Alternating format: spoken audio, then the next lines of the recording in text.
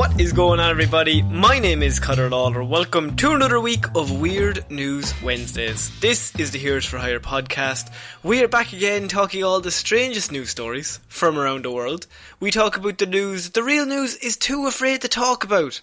As always, I am joined by my partner in crime, Mr. Shaun Meighan. Shaun, how is it going?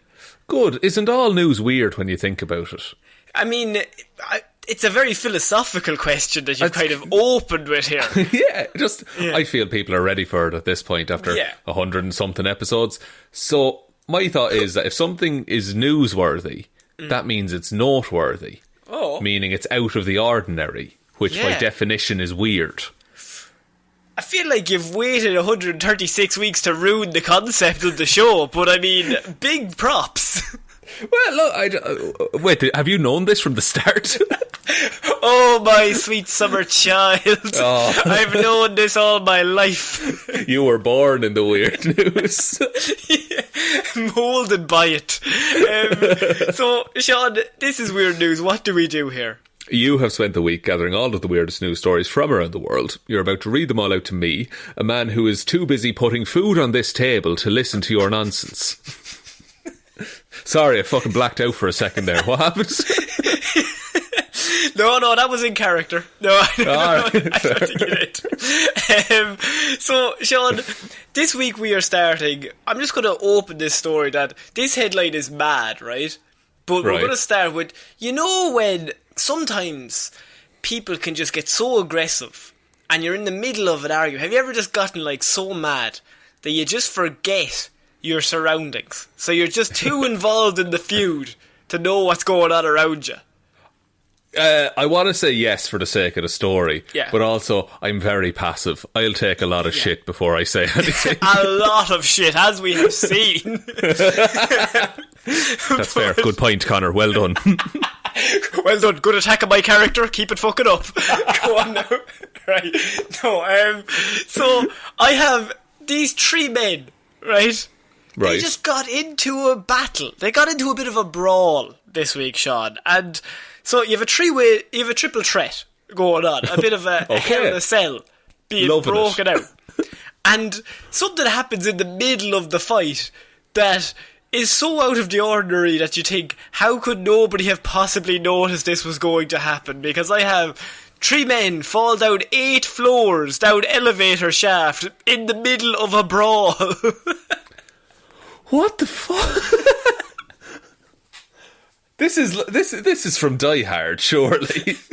They were fighting so much, they were so involved in the fight, they didn't notice inching slowly towards the elevator shaft. How many open elevator shafts are just around in your standard fight location? I can only assume not that many. I mean, surely all elevators just come with doors now.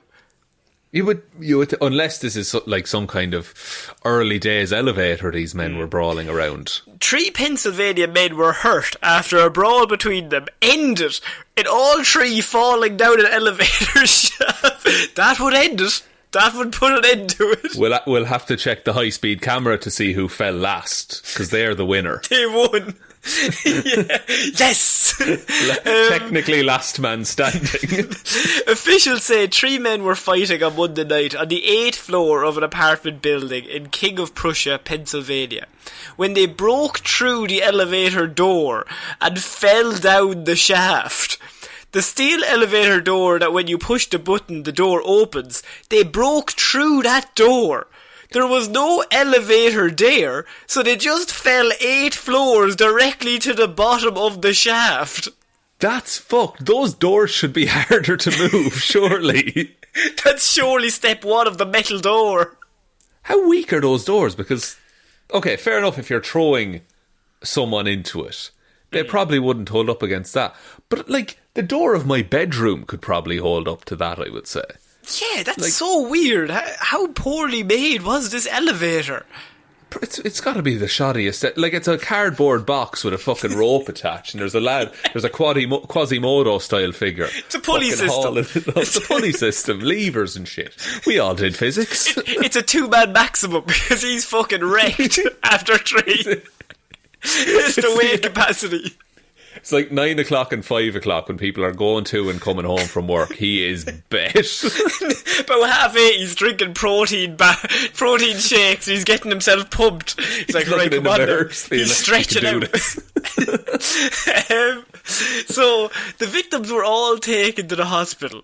The men fell onto the elevator car, one remaining on top of the car, while the other two crashed through the roof of the elevator car, ending up inside it from 8 floors up.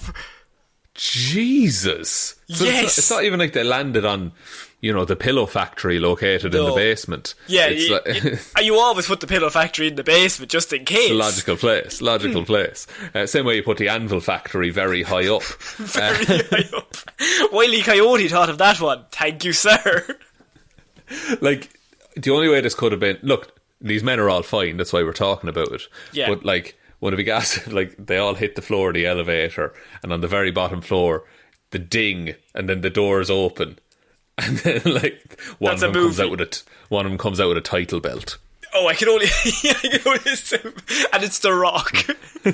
Or, like, adjusts his necktie and, like, straightens his cufflinks and walks straight out. Looks like Quasimodo. Do you have a mirror?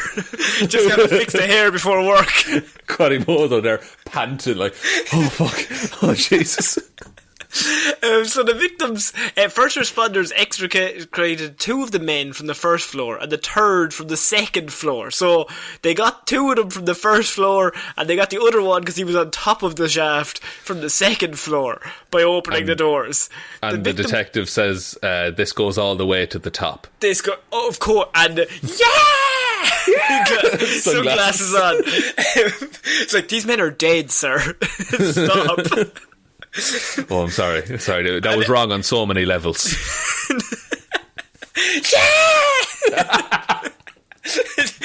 Yeah, he's hired some guy to just shout "yeah" every time he does that. Shut up, John. Yeah. So the victims were taken to the hospital, one requiring an airlift. Police say not all 3 men live at the apartment building. So, sources say that the fight broke out when one of the men accused the other 2 of cheating in a video game, Shaun. Oh, weirdly enough, it was Super Smash Brothers. So, here's the thing: you accuse your pal, your good old buddy old pal, of cheating. Yeah. And you get into a scrap during video games. Yes. And your friend jumps in. So your friend's seeing this, the 3rd friend, he's going to have to jump in at some stage. Whose side is he on? I don't know, he's kind of just in between. He's punching both of them equally. Stop fighting, both of you. But somebody will slap him and then he'll lose it. The rag is gone at that stage. Yeah, exactly. And so I'm trying to think what game could have elicited such a violent response among what sounds like 3 friends. So, 3 men there, the fight breaks out in the apartment, I can only assume, and leads them out into the hall and down the... Like, how does that happen in the midst of the battle? Who opens the door? Because you want to confine. Yeah. Who decides, no, let's take this outside? There was one coward. There's always one, the triple threat. The other 2 are fighting. The 3rd one sees his chance. He starts trying to slip out through the door. The 2 of them stop punching the head off each other. Look up. He's trying to get away. They chase after him. Yeah, you're involved in this too. And then they leap at him. Yeah. And he has to undo the little chain on the door and everything. So they're in the middle of the video game. They fight. They lead themselves out into the hall. While in my head, the 3 of them are just in a triangle, punching each other simultaneously while continuously walking closer and closer. Slowly, advancing and punching and having a great time all round. Okay, so if this were us, right, and say we had a 3rd friend between us. That seems like a bit of a weird news indeed. I think the fight would come over... See, I'm trying to think of 3-player games, which is weird. Could be Mario Kart. Could be... Yeah, that's a good one. one of the Arkham games, perhaps. Right. But I think the most logical one, Mario Party.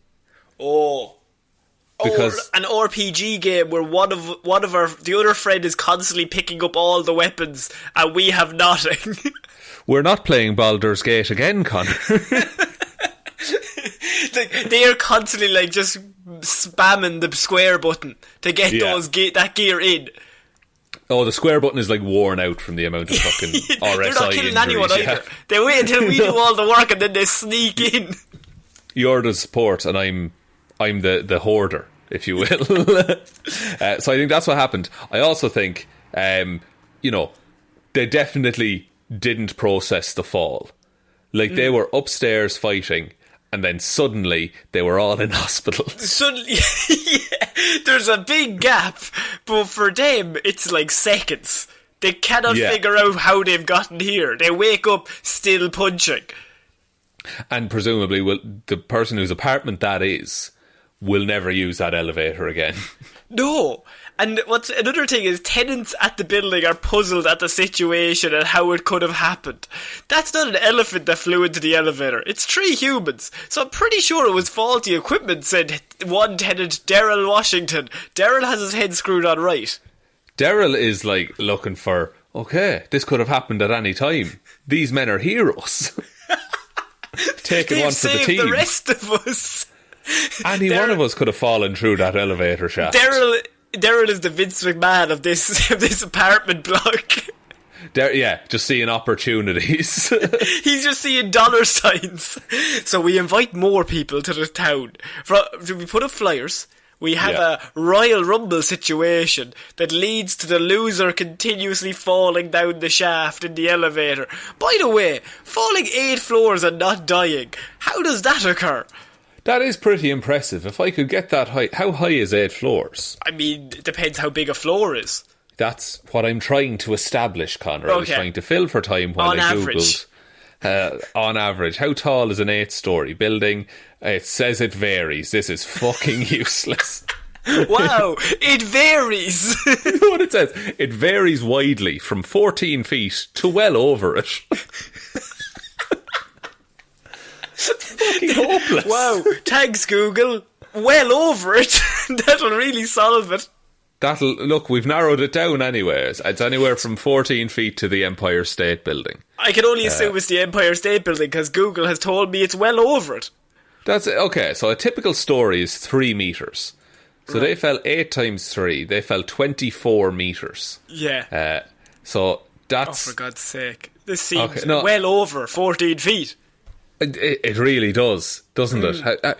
Look, 24 metres, to put that in perspective, that's 24 1 meter sticks. Isn't that wild?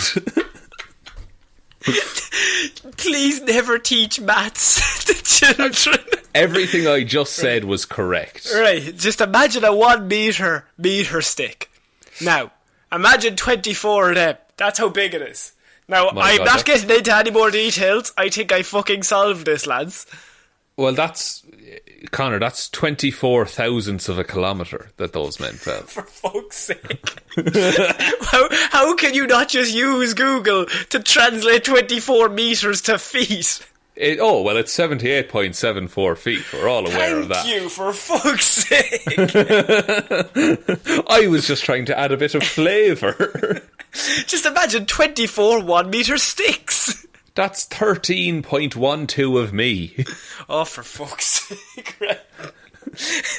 How do they survive a 74-foot drop, by the way? 78, I'll have you know. 78?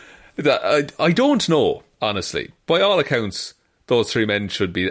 Did they land on each other?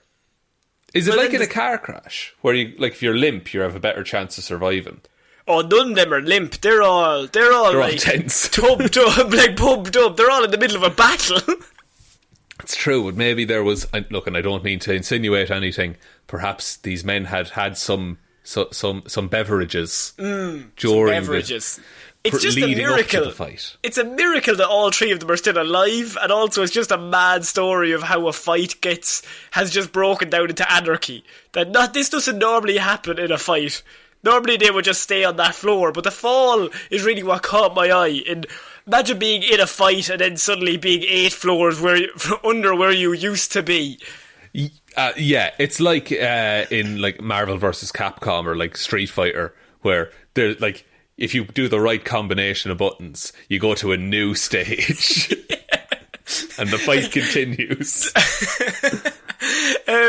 So, Shaun, we're going to move on to our next piece of news. And this news story harkens back to a story that we did 2 years ago.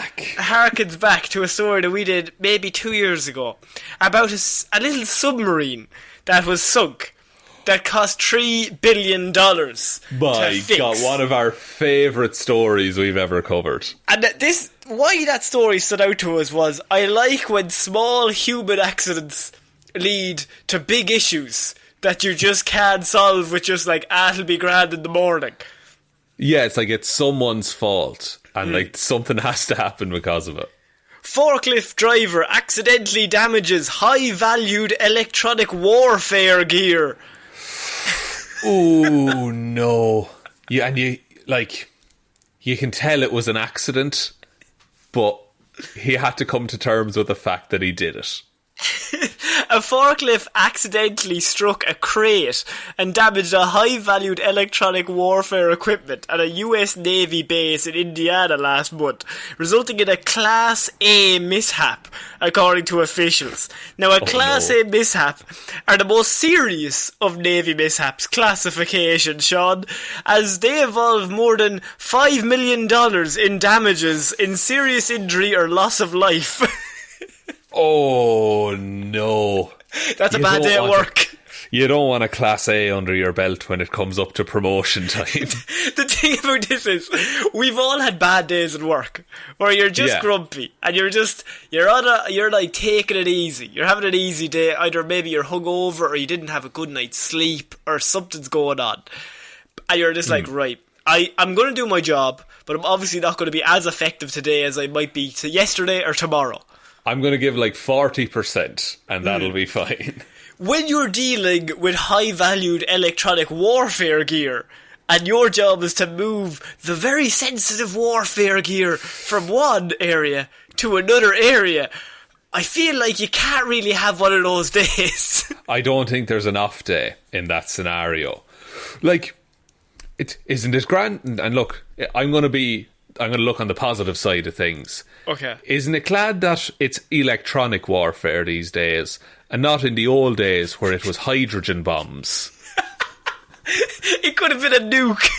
Just like, oh lads, I'm after dropping the nuke. Oh no. Oh, this is a Class B at best. How am I going to explain this to the boss? And the boss is just there with his face melted off. He's walking up to him like with his little hat, like scrunching it in his hands.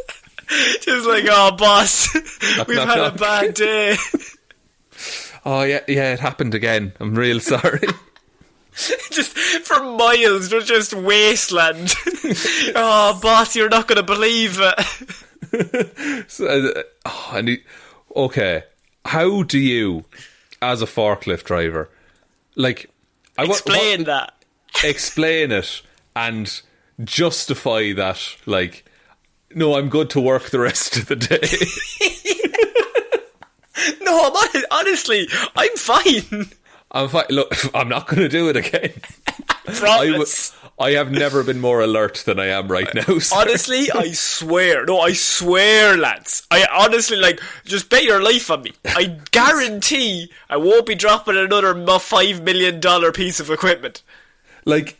And what did he drop it, or because I thought he like punctured through the side of it with the forklift? Well, it was in a box, and he knocked over the box and completely ruined all the equipment that has over $5 million in damages. So It's called a Class A mishap, right? But Class A mishaps only involve either serious injury, loss of life, or at least $5 million in damages. So we're saying $5 million, but that is the bare minimum he would have to cause in damage to get given a Class A mishap. Yeah, and the Army probably, or the Navy probably aren't going to want to give away oh, we just lost a bunch of money. Like, maybe $100 million on warfare equipment, yes. And it's the equivalent of, you've just got your new laptop, you're really excited to use it, it's going to make your job so much easier, and then you just, like, you just, like, knock it off a wall. And, like, it's such a simple action, but the damage that has caused, and you can't repair that on the fly. You're not going to like the reason why. So the idea is, like, maybe he has a good reason. Maybe something happened. Somebody shouted at him. I was just like, Tom, your whole family are in danger. They've all been kidnapped. Oh no! And he's kind of looking to the right, takes his eye off the ball. Maybe there's a good excuse. Yeah, that's what I was imagining. Are you telling me that there's not a good excuse, Conor? So, the contractor was offloading a delivery truck containing electronic equipment warfare, or electronic warfare equipment, I should say, when the mishap occurred. It is said that the delivery driver may have been texting or on a call at the time and took his focus away from moving the equipment. Oh no. Oh no. Yeah, like, Tommy. What's that, Tommy? No, Tommy, I may go. Honestly, I may go. He has, like, the phone in between his ear and his shoulder when he's trying to drive. Wedged in there. Or, like, texting is worse, like, because he's actively not looking at the... Why would you do anything when you have a big box in front of your forklift?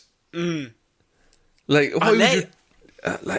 Unless what? What's your justification? What will get you to answer the phone in that scenario when you work for the Navy and are taking something off of, like, a ship? Oh, that's a funny meme. Oh, the frog is sad. That dog is sitting in all that fire. Everything is fine, he apparently says. Oh, I wouldn't know what that's like. Oh, no. Oh, dog, I'm going to have to look for you for inspiration here. He seems to be just styling it out, so maybe that's what I'll do. Navy spokesman Brett Day declined to say what kind of electronic equipment was damaged in the mishap, obviously because it's warfare equipment and they're not going to reveal what they've lost. Oh, we lost all the defence systems for the USA. Yeah, it's like, it's all of the backups with all of the surveillance passwords. In response to Navy Times questions about what specific gear was damaged, Day provided a general definition of electronic warfare gear, which is such a get-out clause. Like, what is exactly broken? And he just looks down and he goes, the electronic warfare equipment is technology that provides distinct electronic warfare and integrated sensing technology to control the electromagnetic spectrum, Day wrote back in an email. Right, okay. So maybe this is me watching too many movies. It's definitely drones or something, isn't it? Oh, it's definitely something big that this guy's after dropping. Because if it was like, oh, it's a supercomputer, fine, just say that. But when it's, here's the textbook definition of what it could be, then it's something like, oh, that's a job to get a second one. How do you explain that when you get home or to your boss? So you do it, it happens, and you have a split second of, oh fuck, oh no, what have I done? It's probably not that bad. Oh no, it is, it's definitely broken. I have to go tell the boss, and then the boss is not going to be happy. You will be sent home. I have to tell my loved ones that this has occurred. It's like... Because the thing is, from reading that, from what you just said, he was a contractor. He didn't necessarily work for the Navy. No. So he had no idea. He had no idea what was being carried, I would say. So I think he rang and said, "Oh, one of the crates dropped," and they probably very worried said, "Which one?" The one that has the big nuclear sign on it. Do not drop that one. No, that one's fine, but the one that says do not drop, yeah, you're not going to like this. Oh, I went against the rules. Oh, the dog didn't warn me about this. And then, like, you get sent... Have you seen that one, lads? Lads, have you seen? I'll send it on to you. I'll send it on to you anyway. No, I'm driving, but I'll text it on. It'll be fine. Trump not doing anything here anyway. But then going home, like... if he had someone to go home to and could explain, like, look, it was a split second, I looked away, the thing fell, whatever.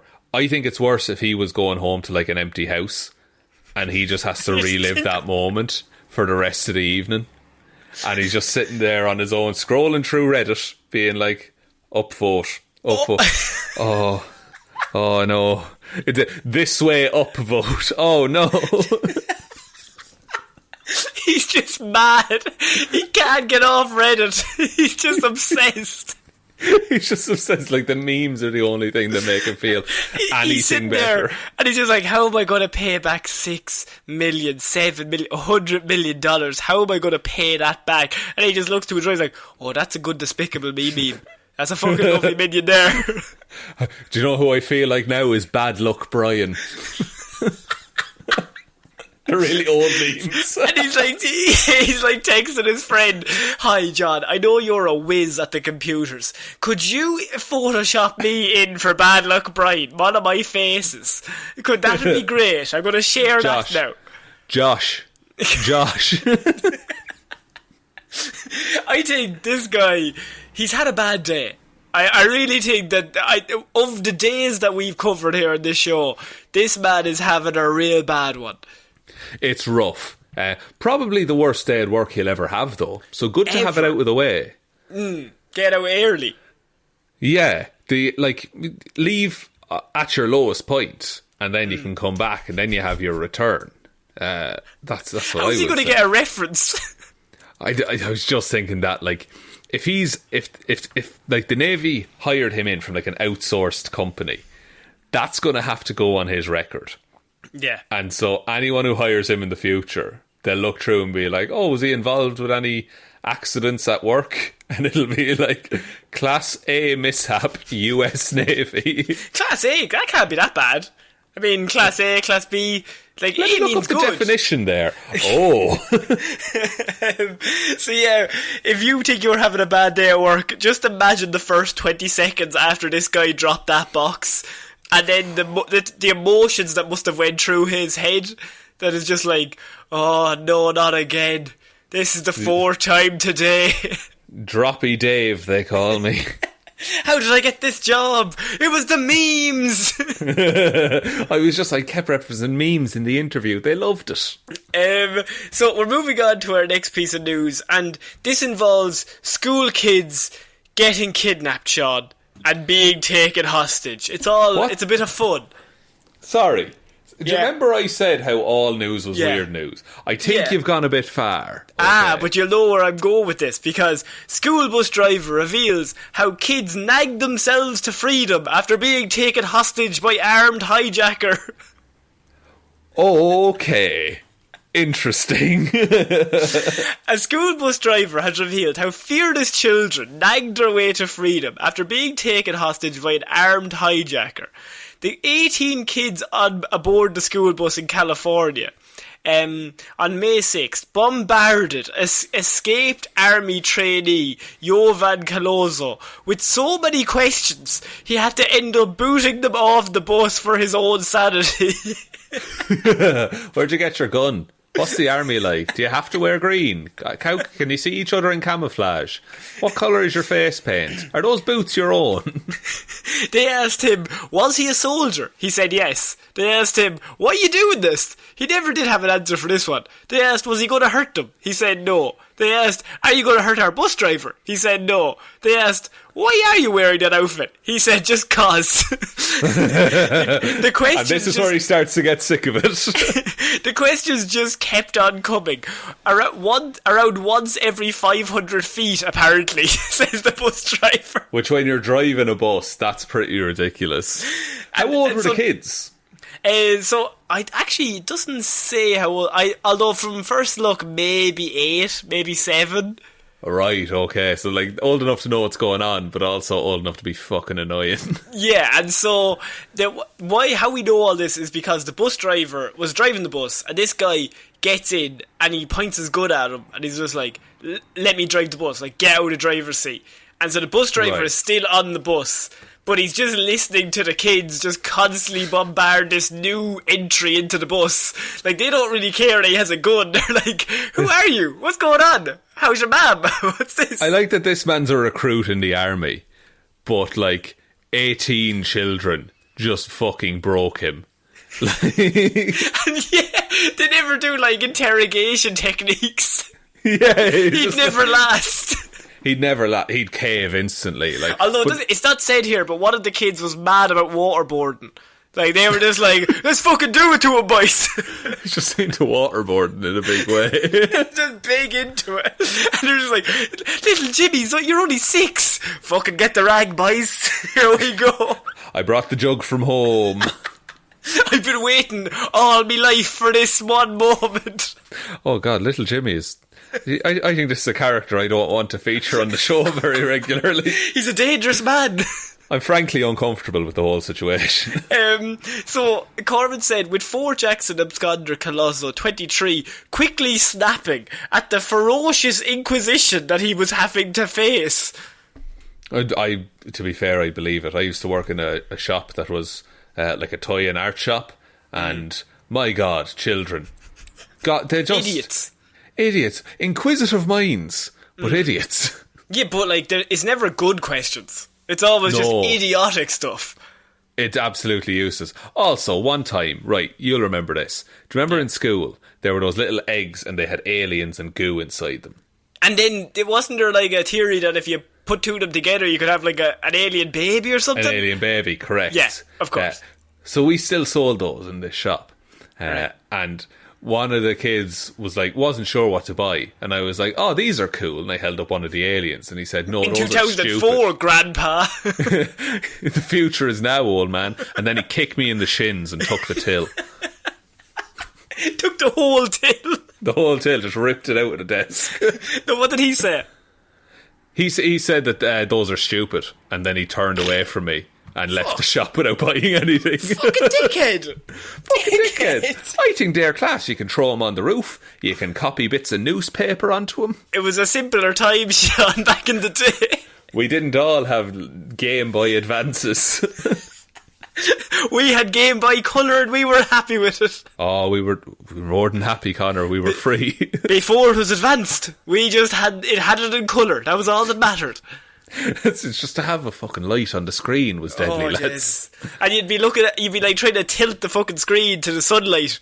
And once it got dark, you were fucked. You couldn't play in the dark. Oh, your Pokemon journey ends at 7 p.m. in the winter. And in the winter, 4 p.m. Have to turn it off, boys. Sorry about that. Save a fortune on batteries, though. Don't you worry about that. Colasso apparently said that the bus driver said that Colasso sensed more questions coming, and I guess something clicked in his mind, and he said, enough is enough already, and he told me to stop the bus and just get off, Corbin said. So he basically was just like, drive the bus, and then he got asked so many questions, and that like 5 minutes later, he was like, okay, stop the fucking bus. You get out and all the kids get out. I'll drive the bus myself. I can't be dealing with this. I'll be honest, all I need in this situation is the bus. I don't need this shit. They had my back as much as my concern was for them, said Corbin, of the young children, who he credits for ensuring no one came to any harm, but by just really being annoying, really. So Colosso was arrested later that day and faces 24 charges, including 19 counts of kidnapping. Yo! What did he think? He literally napped kids. Like, he stole why would you steal a school bus? Easy kidnapping charge. Like, you charge with every kid that's on that bus. Yeah, like, surely you know, even if, like, you have whatever going on, there's going to be kids on the school bus. And if you steal a bunch of kids, you get in trouble for that.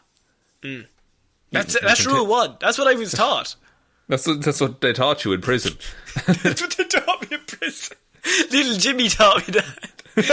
He was my cellmate. He's a cellmate. You two have a bond. He's cool with you. I kept just waking up and he just kept staring at me, just wringing out a wet cloth, just looking at me in the sink. You're like, you alright, Jimmy? Oh yeah, I'm grand. Fucking dry as fuck this York, right? Dry as fuck it is now. Do you want to go for another nap? No, I'm all right, Jimmy. I'm going to stay awake. Forever, Jimmy, forever. Even when I leave. So he apparently tried to escape twice that day. So apparently the rifle that he pointed at the bus driver's head was actually unloaded. So he can't go down for attempted murder as it was an unloaded gun, thankfully. But so he wasn't ever going to shoot anyone, which is a slight bit of positivity. Admirable in some way. Now, he did also escape from jail, or he attempted to escape from jail, and he hit a guard, and he broke his own ankle trying his attempted jail escape. So, while he was in the hospital being treated for the broken ankle, he then tried to escape again. Big balls to try and escape with a broken ankle. I think that's madness. Well, no, like it's like the way you don't hit a lad with glasses. You don't catch the lad on a broken ankle. You got kidnapped. You got arrested because you stole a school bus, and they arrested you, and so they take you to jail. You try to escape and break your own ankle in mid-escape. They take you to hospital. Then you try to escape again, but using your broken ankle. I don't think you're going to get very far. I don't think so. Look, props for trying, but I also think that once your ankle's broken, just take the L. Just leave. Also, once 2 escape attempts have been gone, maybe escaping's not for you.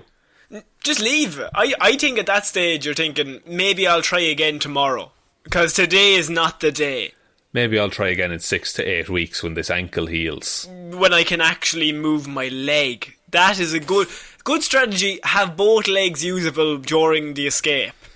That's unless you're in some kind of, I don't know, Prison Break season finale and you break your own leg to escape. Do you know the incident, how he broke his leg, was that he had his hands cuffed and he leapt over the second tier banister, landing on the first tier on the ground, breaking his own ankle while his arms were still cuffed. Jesus. See, if it was me, I would just, do a stealth move, jump over my own hands so my hands are in front of me. Yeah. And then shimmy down the nearest drain pipe. That's interesting that you say that, because you definitely would not do that. I will do it right now on the video. Go on, do it right now on video. Okay. See? He didn't move. Theatre of the mind, people. Wow! How would you move both arms simultaneously in opposite directions? That's so weird. Look, I'm part octopus, what can I say? So yeah, the guy he tried to steal a school bus but got nagged into basically leaving all the kids and the bus driver off the school bus because he just couldn't handle the questions. I feel like this is a bit of it's a heroic act by 19 really annoying little kids. Yeah, I'm not sure it's the kind of the act you'd want to be remembered for, but it is hilarious at the end of the day. So we're moving on to our next piece of weird news, and this is a man that he was into robbery, but he also has a code of honour. And there's one line in this story that made me burst out laughing, and you will also laugh, I'm pretty sure, when I reveal one piece of information about what he did in the midst of his crimes. Because I have, man falls through Subway restaurant ceiling while evading police after stealing bike and ham. Bike and ham? Yeah. Interesting. I'd just like to address, by the way, a lot of stories about people falling today. We only had 2. And this is the 3rd. No. What was the second? Yeah, we had the 3 guys. We had the boys in the elevator. Yeah. We had broken ankle boy. Oh, yeah, I suppose. I don't know if he fell. He jumped. Well, to be fair, those 3 lads kind of jumped as well. They did. And now this man with a bicycle and ham fell through a roof. Yeah, I don't know if he had the bicycle and ham at the time of falling through the roof. But can you be sure of that, though? Because I need to know. A suspect trying to evade police allegedly learned the hard way that the ceiling of an Idaho Subway shop wasn't strong enough to hold the weight of a grown man. According to reports, the man is suspected of committing several crimes earlier in the day, including stealing a bicycle from a child and a stack of deli meat from the sandwich shop. It's because it's from a child, it's so much funnier. Because he's not a grown man. No. He's on a little tricycle. He's got a horn. He's got little tassels on the side. He's like, I'm getting away from you pigs. He puts his sliced meat into the little wicker basket on the front of it. Oh, now that'll keep you safe. Okay, right. Authorities arrested Jesse James Moore. Makes sense. Starting to make more sense. The name, it's in the name. That's why he's a criminal. Jesse James Moore, after they found him laying on the ground in a woman's bathroom at a Subway restaurant in Idaho Falls. It is believed that he attempted to escape... Idaho Falls? Oh! Jesus, he's a whore. I know. Never mind. Connor. I was trying to mix it up.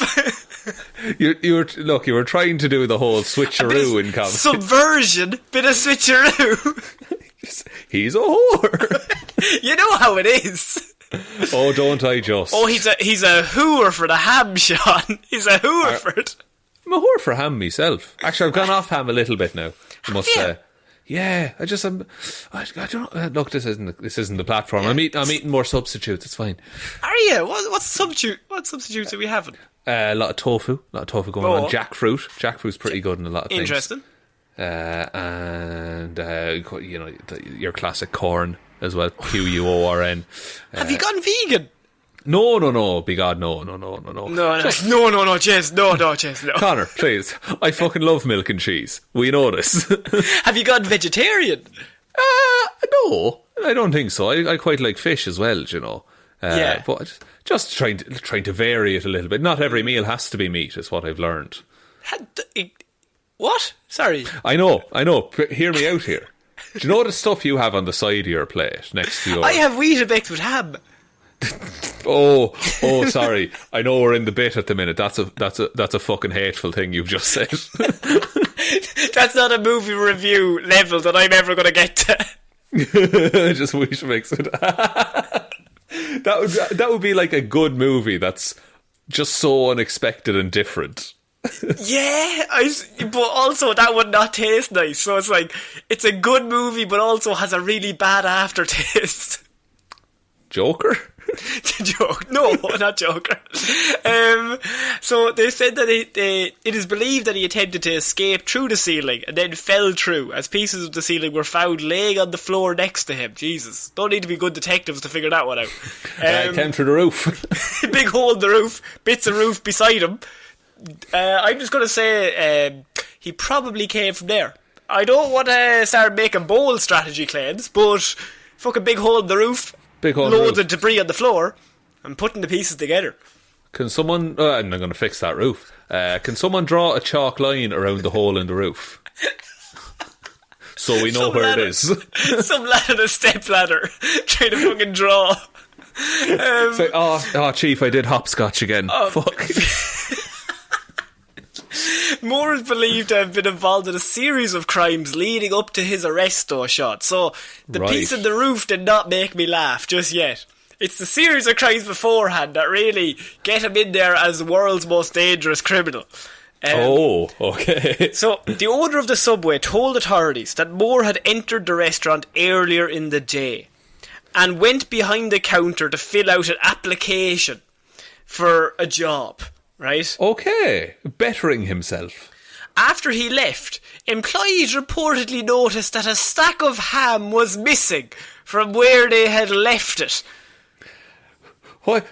How specific are they about their ham placement in this location? I mean, they'd have to be fairly, like, Subway has lots of ham. So a stack is like a stack of ham. So, yeah. I mean, okay, why did he not think the interview went well and he thought, I must get something out of this? I think it's an application rather than an interview. Oh, so he's already fucked up. He's already walked in, just application, like fills in his details, and then he leaves, but they bring him behind the counter to fill in the application, and it's only then that after he leaves they notice a stack of ham has gone missing suddenly. And who is the one person who's just entered into this establishment? There's one lad there working at the end just with a big stack of ham in his pocket. Oh God, must have been that new lad that was looking in, you know? It's also believed that Moore was responsible for stealing a kid's BMX bike earlier in the day, Shaun. He can travel anywhere. He can grind on rails if he wants to. But wait. Later in the day, a man reported to police that his motorcycle had been stolen from the parking lot of a grocery store. Whoever stole the motorbike reportedly left the stolen BMX bike in its place. So he'll notice. He won't notice. It's got two wheels and handlebars. I love like the honour code. It's like, look, I'll steal your bike, but I'll leave you a bit of transport to get home. Like, I'm not a fucking complete dickhead. I'm not going to leave you stranded, like. No. Sure, how many years has it been since you pedalled? You'd probably love it. Get a bit of leg strength in you, lad. Go, you'll be grand. So he steals the motorbike and leaves the BMX bike in its place in the same parking space, which is just a funny image. Fortunately, the motorcycle's owner had flipped on the fuel cut-off switch, and the bike was found just across the street. So he never actually even got any further with the bike. Right, so now he's lost his BMX and the motorbike. Yeah, that was his two modes of transport have gone, because he traded the BMX in for the motorbike, so he couldn't go back because there's egg on your face at that stage.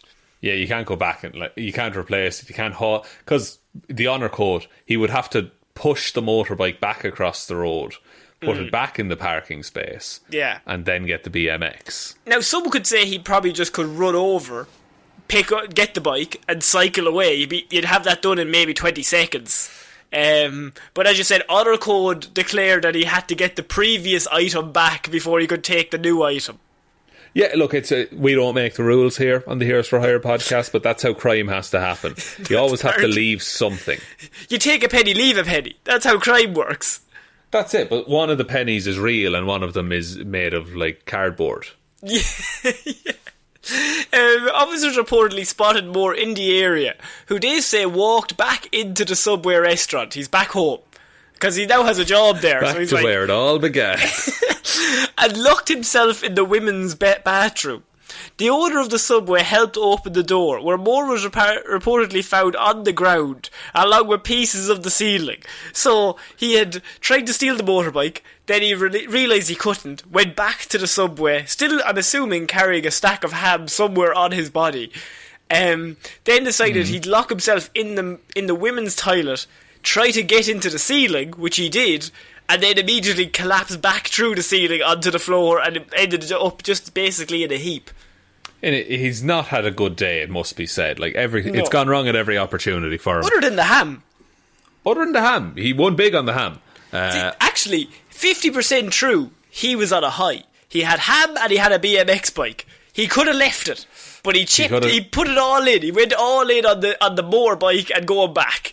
Flew too close to the sun, ended up much like Icarus falling onto the bathroom floor of the women's bathroom in Subway. With some ham.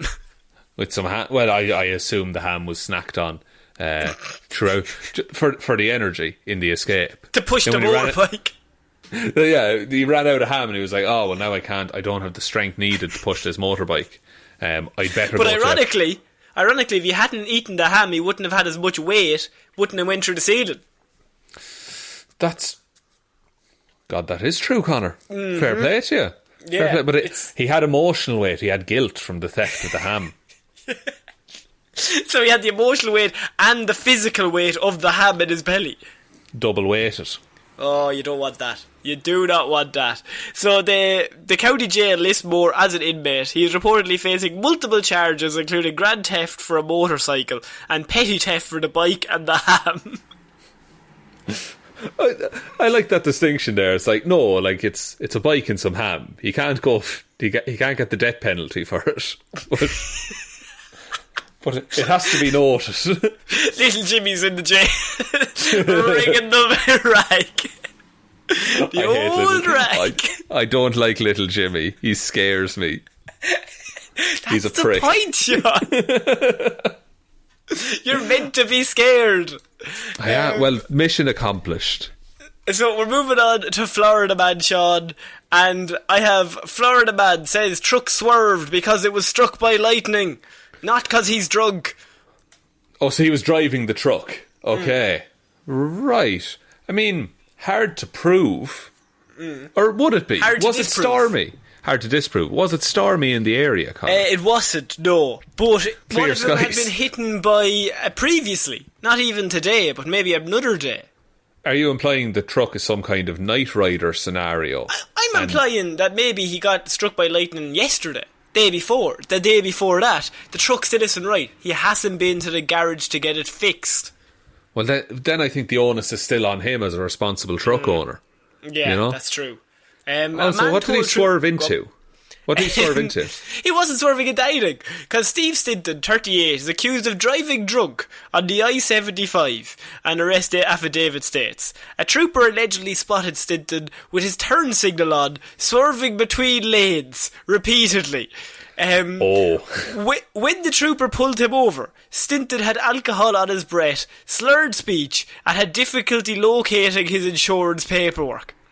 Stinton told the trooper his truck pulled slightly to the left because it was struck by lightning, and that was why he was veering. Despite not having a dentist or a doctor, he also claimed he might be diabetic because he also gets tingling in his hands, but that's just a self-diagnosis, he stated. He's just going on a rant. I might have diabetes. I've not. It's not. I haven't looked in. I've looked into it, but I haven't gone to a doctor because I'm just a bit nervous at the minute. But I feel like it might be diabetes. Now I don't know which type.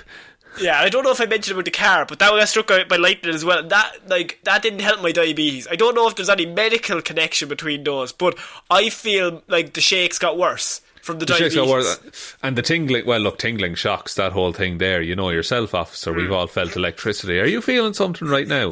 Are me and you about to do this? A connection! Then Stinton told the trooper he'd had several sport-related concussions, though none in the recent past. So you know all about that, Conor. You're a resident concussion expert. Who are you? Yeah, no, I do, yeah. But so he's just kind of been pulled over, and he's thrown every excuse he has at the officer to basically state something's going on that's not my fault. Do you think he'd read that story about the guy who kidnapped all the kids and is like, I'll just annoy him into submission. It'll be fine. Now, strangely, he also denied drinking alcohol, saying he had only eaten peanuts and Cracker Jacks, the report states. Officer, okay. I've been struck by lightning, I have diabetes, I'm riddled with concussions, I haven't drank anything, I want to make that clear, I've only had peanuts and Cracker Jacks. Are we clear here? Okay, but that still doesn't explain the fact why there's alcohol on your breath. When asked to step out of the vehicle, he again told the story of the lightning and offered the trooper his leftover peanuts that he had in his passenger's chair. So, would you partake? They're good ones. They are good ones. Roasted and salted, I'll have you know. In his passenger chair. He's just got a big bag and I'm lying beside him. I'm imagining that they're just loose. Like he's just opened up several bags and he keeps them on the passenger seat. But in my head, like they're the Halloween monkey nuts. And he's just he's having to break them as he's driving. I had a terrible experience once where I thought you could eat the shell. Oh, Shaun. That's why you've gone vegetarian. That's it. I was working that shell for ages and I was getting nowhere. Oh, Jesus. Why would you do that? I thought it was like, you know, the wafers on ice cream cones. Yeah. I thought it was like that kind of situation. No, they're not, though. They're not. Yeah. This is another shot. I could tell you that now. How old were you? 19? 20? It was last week, actually. I was probably like 6 or 7. I was trick-or-treating, so... Oh, yeah.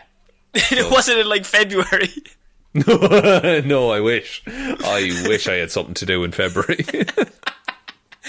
I wish I got monkey nuts in February. Oh, happy day. So finally he got out of the car, and that's when Mr. Stinton failed the sobriety test immediately, and the trooper arrested him.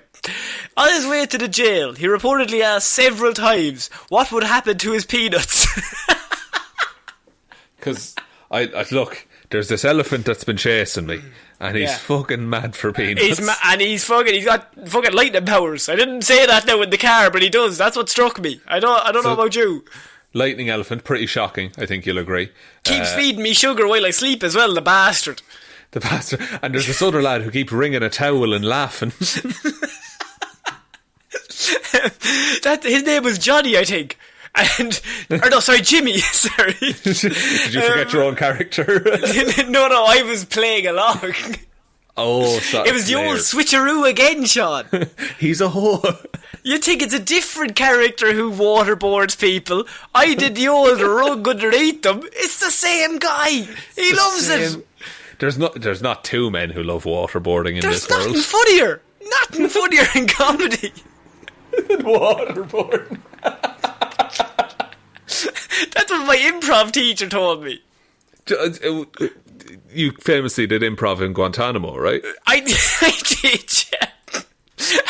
One lesson, they had to cancel it afterwards. Too many complaints. Not from me. I was loving it. I took a lot from it. Technique, style, flair. So he apparently asked several times what would happen to his peanuts and told the officer to watch out for bad weather, as that could be dangerous to drive in, which I just think is good knowledge. I like how he's absolutely pissed out of his head, he's still he's solidly in this lie. He's like, you have to commit. Yeah, arrest me if you want, officer, but promise me one thing. Avoid lightning if at all possible. I don't want to give you life advice, officer. I would never be one to tell you what to do, right? But, I mean, at the same time, lightning, bad for your car, as we've clearly seen. I know I've failed the drug test, and I'm obviously, I don't think I have alcohol in me, but the system is broken. That machine is broken, the say that I have. Lightning and peanuts, they're your two main things. That's it. So, arrest me if you must, but I don't want anyone else to have to go through this. I'm a martyr, really, when you think about it, officer, aren't I? Have you heard of Jesus? He liked peanuts. And I like peanuts. I'm just saying, officer, there's more similarities than differences. And he's absolutely shit-faced in the back. He's lying across the back seat. He's not even speaking. He just thinks he's saying all this. Piece of straw in his mouth. He's looking out the skylight. And he's wearing overalls, but one of the straps is unbuckled. What do you think, officer, about me being Jesus? Too fair. Is that weird? Is that weird? Yeah, I think it's. I'll just play this banjo. Ding ding ding ding ding. Yeah, the way there. Oh, watch out for that lightning. Sorry. Actually, no, it's just a sunny day, but I still have a bit PTSD. It's a bit bad. So, Sean, we were finishing off this week with a Florida man that had his heart broken, and he reacted in the only way Florida man could. Because I have Florida man dumps loader bucket full of dirt on girlfriend's car with her inside the car. Oh, buried alive. That classic tale of star-crossed lovers. I think it's a case of breaking up with Florida man, you're really taking your life into your hands. But I don't even think breaking up, because the story goes that Florida man, Hunter Mills, is working on the construction site where he works. He's going about his business. And he's operating a front-end loader at the time. When his girlfriend shows up on the site. Nothing wrong with that so far. The problem is, she showed up in another man's car, a 2010 Cadillac, who was actually her secret lover that she had been cheating on him with for a previous few months. Oh, no. So, when she arrived at the meeting place, he asked her whose car she was driving, confused. She reportedly wouldn't answer his question and ignored him. Basically kept telling him that it was over, that she was seeing somebody else. He asked her again, and she told him it was none of his business and to piss off. Very, very abrupt end to the whole thing. But I feel like doing that to anyone, that's a bad move. Do it to Florida man while he's in the control of a front end loader full of dirt. Sean, surely she knew what was about to occur. I mean, I don't think anyone could have predicted. Looking at it in hindsight, all of the elements are there. you can see where those pieces are going to fall. But in the moment, nothing would... You wouldn't think, oh, this car is going to get covered in dirt with me inside it. So she turns up with her new lover's car, driving it. Windows down, Shaun, by the way, I must say. Convertible top down. Mr. Mills he's a bit heartbroken at this stage. And he doesn't know what to do with himself because he's just had his heart broken in front of all the lads on the construction site. Everyone's kind of stopping to look at this now. It's getting a bit out of hand. Great. Yeah. Mr. Mills at this point decided that he had enough of the games and pressed the button on the front end loader to release the dirt that he had in it onto her car, burying her car with dirt while she was inside the car. According to the report, the windows were open, so although she wasn't injured, dirt filled into the centre console, the air vents, the power windows, everywhere within the car was filled with dirt. It's not a great move to do to someone, but I'd say he felt fucking great doing it. Yeah, afterwards you're just like, fucking deserved it. Fucking fucker. Because you know it's the other fella's car as well, so it's a twofer. You're ruining her day, you're ruining his day. Seems like Hunter might have recognised this man's car as well, since he proceeded to dump the bucket of dirt, knowing that it was she was in the car. So he knew, he must have known the lad then, if he knew the car.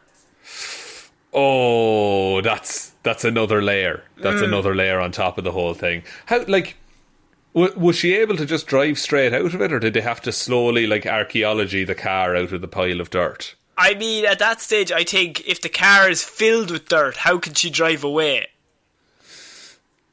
That's true. So does she... But how could she get out to ask for help? This is a good point. But she was not... I don't think she was completely submerged. So it just went in through all the windows and then through the roof. So it was probably a lot, but not enough to, bury her in it. Bet he regrets that white shag carpet interior. Yeah, fuck you. And after the dirt was unleashed, he also apparently got out of his vehicle and began telling her how he also hated all of her Netflix shows. The ultimate burn. Every night it's Riverdale this and Riverdale that. If I have to watch another minute of Bridgerton, I'm gonna go fucking mental, so I am. The only way I can think to escalate that situation is you go and you get a hose and you turn all of that dry dirt into mud. That makes it way worse. Yeah, exactly. Oh, sorry, you mean for him, not for her. I was like, as a plan for her, that's awful. No. He, if you're talking, you've done the dirt, you've insulted the Netflix shows. What's the next logical step? Make it into mud. Yeah. Because it's also Florida. Any mud on the car is going to dry and be really difficult to clean up. It's just the classic rom-com material shot. Guy loves girl loves guy, girl shows up in another guy's Cadillac, guy dumps 1,000 pounds of dirt on said Cadillac, then guy goes to jail. It's just, your classic rom-com tale. Do you think he thinks it was worth it? Yes. Yeah, he's gone to jail. He was charged with felony criminal mischief over $1,000 and he has been sent to jail. But I feel like in jail he'd still be like, fucker, totally worth it. It's done. It's over with now. Yeah. It's done. So, Shaun, that is it for this week's Weird News Wednesday. What a week. As I say, a lot of people falling. People falling out of love in that last story. Oh, well done! A lot of waterboarding. Do you think we'll get punished by the algorithm if we keep saying waterboarding? I feel like they're definitely going to search for that, and yes, it could be a case that you're not meant to joke about it, but then I don't know. Then that's why we make it done by a child. that makes it funnier. Because if it's a child doing it, it's non-threatening, obviously. Yeah. Conor, will I take us out? Yes, please. Thank you everyone for listening to this episode of Weird News Wednesdays. We will be back Friday with Hero or Zero, Monday with Movie Mondays, next Wednesday with another episode of Weird News Wednesdays. Big thanks to everyone who supports us over on Patreon, patreon.com/Heroes for Hire podcast. Big thank you, of course, goes out to patrons who submitted these names, and I can't stress that enough. People make me say these names. They're Sean not just done says this off the voluntarily. top of his head. He does it. Sean, just honestly, forget the Patreon names for a minute. Just tell me your honest thoughts for the next sentence. Oh no, okay, so I, Shaun Meighan, being of sound body and mind, do hereby declare that I do bequest all my worldly possessions to one Conor Lawler. That's interesting. Now we'll start doing the Patreon memes. You're but the that's worst very nice person. of you. Thank you. Also goes to Ciara Lawler, David Clarke, Ed Ball, Joe, ratemyhemsworth.com, click rate, click Luke, refresh, repeat, never give up, Hickok didn't, Bernie, Ray, my father is a women's rights activist, not my mum, dad wouldn't allow that, Ging, Róisín, Schrödóisìn, Hally, Ryan, Satron Paint, Evanson, Sean Bone, Jamieson, Dominic, Jessiah, Florida Gal Green, Anna Maureen has the fry on Hjelmroos, Lil Dicky I'm in a glass case of emotions, McGrew, and Danny McLaughlin. Thank you, everyone, very much for all of your continued support. Even though you've made me give away all my worldly possessions to Conor, still really appreciate the support. If you want to join those people, there's a link to Patreon in the description, also a link to all our social medias. But the most important thing you can ever do is just tell one human being that we exist. Just the one, please. And I think that's about it, Conor. I think so. So I have been Conor Lawler. I have been Shaun Meighan. And we'll see you next week, guys. Bye. Bye.